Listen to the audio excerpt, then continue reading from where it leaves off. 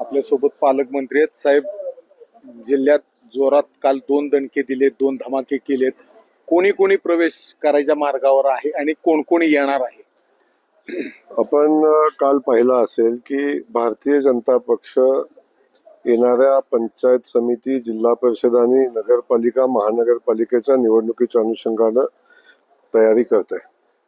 आणि हे सगळं करत असताना ज्या ज्या ठिकाणी भारतीय जनता पक्षाला मजबूतीची आवश्यकता आहे, ज्या ज्या ठिकाणी भारतीय जनता पक्ष लढत असताना अडचणी होत्या, या सगळ्या ठिकाणी भारतीय जनता पक्षासोबत त्या त्या तालुक्यातल्या दिग्गज नेत्यांनी येण्याचा निर्णय घेतलेला आहे. खास करून माढा मतदारसंघामध्ये आपल्या सगळ्यांना माहिती आहे की आदरणीय बबनदादा शिंदे एक मोठे नेते त्या तालुक्याचे आहेत आणि त्यांचा खूप मोठा प्रभाव त्यांच्या त्या माढा आणि परिसरावर आहे. आणि त्यांचा प्रवेश या निमित्तानं भारतीय जनता पक्षामध्ये घेण्याचा निर्णय झालेला आहे. त्यांच्यासोबत त्यांचे दोन्ही चिरंजीव, त्यासोबत मोहोळ तालुक्यातील आदरणीय राजन पाटील हे खूप प्रभावी नेते आहेत. त्यांचाही प्रवेश भारतीय जनता पक्षामध्ये होण्यासंदर्भात माननीय मुख्यमंत्री महोदयांशी चर्चा झालेली आहे. त्या अनुषंगानं माझे आमदार यशवंतजी माने यांच्याही हे आदरणीय मुख्यमंत्री महोदयांना भेटलेले आहेत, त्यांची चर्चा झालेली आहे. आणि हे सगळ्या लोक प्रवेशाच्या मानसिकतेमध्ये आता 100% आहेत आणि पक्षाने त्यांना ग्रीन सिग्नल दिलाय. त्यासोबत सन्माननीय दिलीपरावजी माने माझे आमदार, त्यांचाही त्यांच्या उत्तर सोलापूरमध्ये आणि शहरातल्या काही भागामध्ये खूप चांगला प्रभाव आहे आणि त्यांनी भारतीय जनता पक्षासोबत येण्याचा निर्णय त्यांनी पण घेतलेला आहे. परंतु तो निर्णय आता माननीय मुख्यमंत्री महोदय स्थानिक नेतृत्वाशी चर्चा करून फायनल करतील. अशा खूप प्रभावी लोकांचा भारतीय जनता पक्षामध्ये प्रवेश जवळजवळ निश्चित झालेला आहे आणि येणाऱ्या दिवाळीच्या पूर्वी आणि किंवा दिवाळी झाल्या 1-2 दिवसात त्यांचा प्रवेश सोहळा होईल आणि भारतीय जनता पक्ष स्थानिक स्वराज्य संस्थेच्या निवडणुकीमध्ये खूप मजबूतीनं जाईल आणि त्या निवडणुका जिंकेल.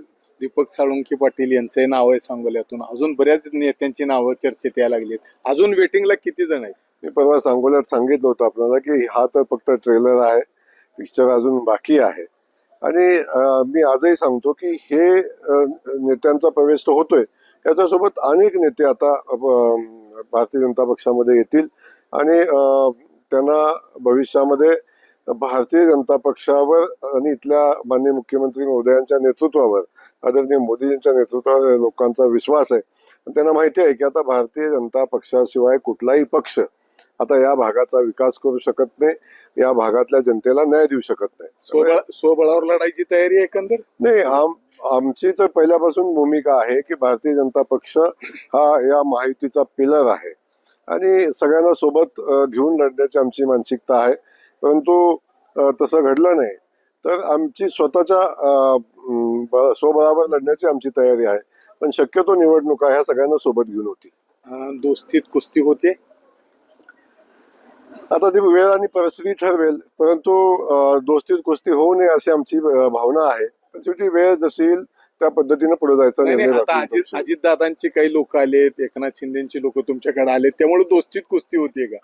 नाही, अजिबात नाही. ज्या आता आपण पाहतोय की अनेक ठिकाणी भारतीय जनता पक्षाची काही लोक त्यांच्याकडे गेलेली आहेत, त्यामुळे महायुतीत राहिलेली आहेत. महायुतीच्या बाहेर कोण गेलेलं नाही, त्यामुळे महायुती बळकट होते.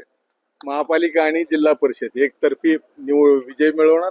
नक्की. मी खात्रीने आपल्याला सांगतो की जिल्हा परिषदेमध्ये भारतीय जनता पक्ष आणि सहकारी पक्ष एकतर्फी विजय मिळवतील. नगरपालिकेच्या निवडणुकामध्ये आपण बघाल की खूप ताकदीनं भारतीय जनता पक्ष ह्या निवडणुका लढेल आणि जिंकेल. त्यासोबत सोलापूरची महानगरपालिका आहे, ती महानगरपालिकेची निवडणूक पण पक्ष खूप ताकदीनं लढेल आणि जिंकेल.